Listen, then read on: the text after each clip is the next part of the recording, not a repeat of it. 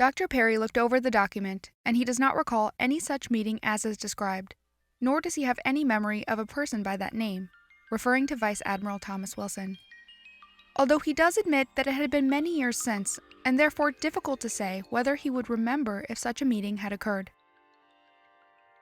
That was a comment made to us by the nonprofit operated by former Secretary of Defense William J. Perry about this.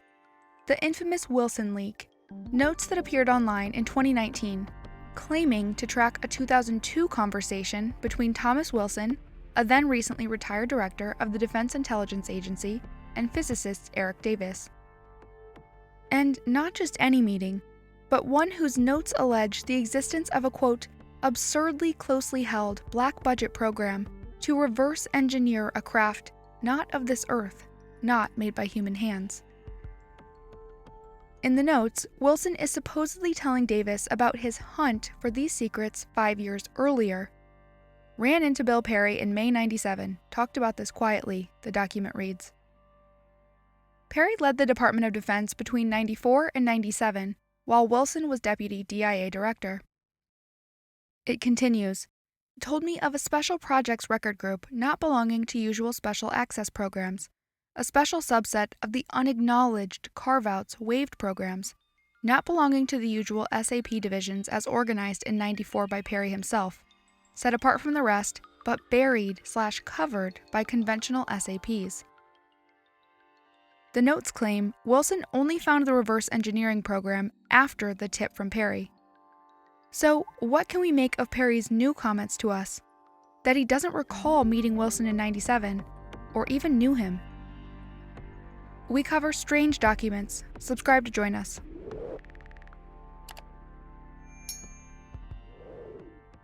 Here is an org chart of the Pentagon. The Secretary of Defense oversees his office, Secretaries of the Army, Navy, and Air Force, and the Joint Chiefs of Staff. Beneath the chiefs are joint staff. J2, for example, leads intelligence for the chiefs and often leads the DIA. Why does this matter? Because when Perry was secretary, Wilson was the J2's top assistant, but no documentation suggests he dealt with Perry directly. He's off the org chart. And think about this for a second. Given the secretary's range of responsibilities at the DoD, the largest employer in the world, not to mention reporting to the president, it's reasonable Perry doesn't remember him.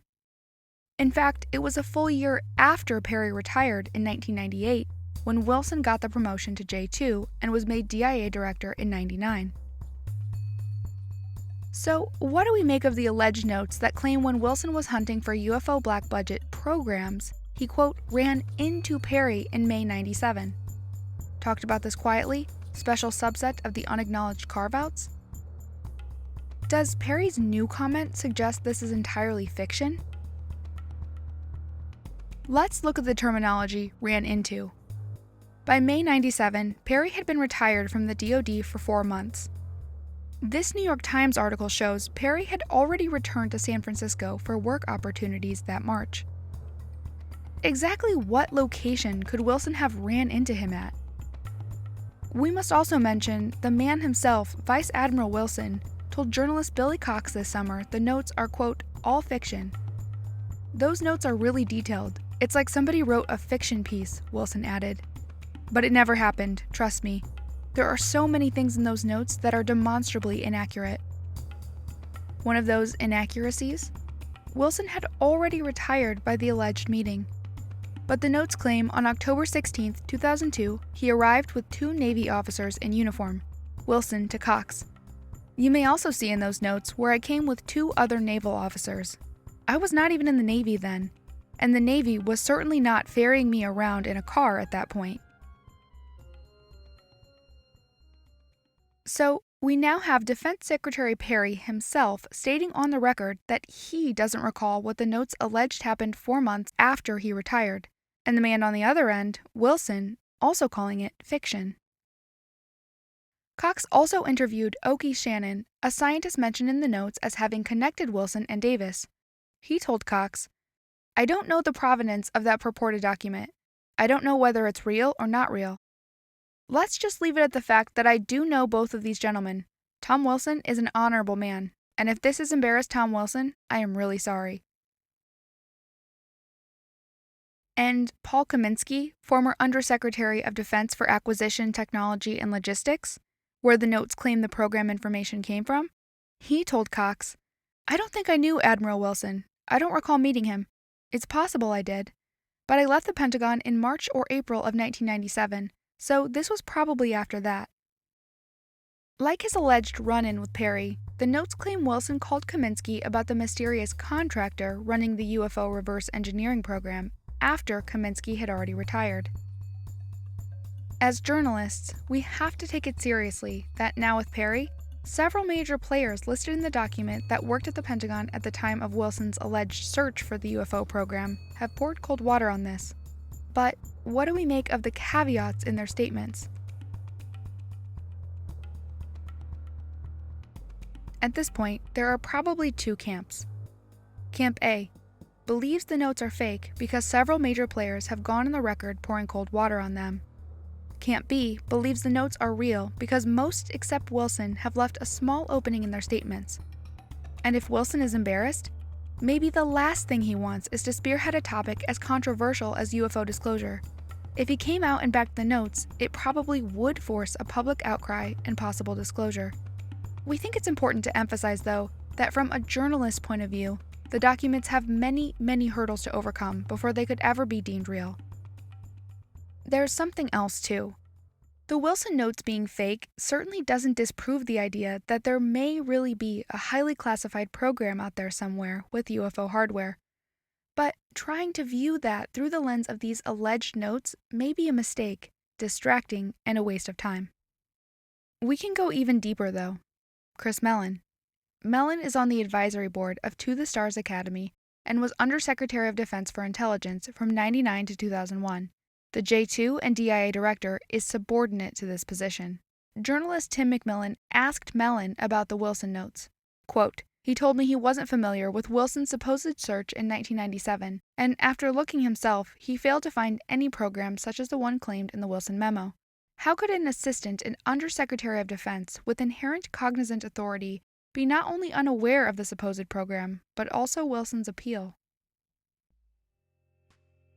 Where did this come from? It's established to a point. We've spoken with a researcher who obtained them from a source close to late astronaut Edgar Mitchell. How the notes, real or fake, ended up with him, though, remains an open question. Mitchell was on the board of the National Institute for Discovery Science, while Eric Davis was on staff. NIDS was a privately funded anomalous research group operated by Robert Bigelow from 1995 to 2004. This may mean something, or it may mean nothing, but it's a curious point nonetheless. What about Davis's no comment given to several people? After all, the notes allege he was sitting on the other side of Wilson as he divulged UFO secrets. In June, he gave more context to researcher Joe Murgia about why he declined to comment. "I consulted my supervisor and a federal law enforcement national security professional on the perils of publicly commenting on documents allegedly containing classified info, while one has active clearances." Now, consider the statement from Dr. Hal Puthoff of TTSA, given to researcher Richard Dolan. "With regard to authenticity, we have no comment on the documents recently being circulated. As some of us still retain USG security clearances and remain bound by the secrecy oaths we have taken, we believe it is in the best interests of the USG and ourselves not to comment on any documents that purport to describe classified USG programs or information." We'll ask the question: could security oaths be preventing Davis and Puthoff from commenting even if the documents aren't accurate? In other words, would they need to call upon classified knowledge to criticize or debunk the notes? Or is this more simple, that they can't confirm the authenticity of the documents because to do so would expose information that may still be tied to ongoing special access programs? Ultimately, how you view their no comment shapes if you think the notes are real or fake. Let us know your opinion in the comments. And if they're fake, is it still possible there is a highly classified reverse engineering program, or not? We hope you enjoyed this episode, and if you want to support our weekly series, consider joining us on Patreon. Special thanks to Paul Aldred Ban for recently becoming a patron, and thanks to all of you. Without you, we couldn't do this once a week. We'd also really appreciate it if you share this video with anyone interested in UFOs. There's a rational way to discuss this subject, and we hope we've done that here. Thanks guys, see you next time.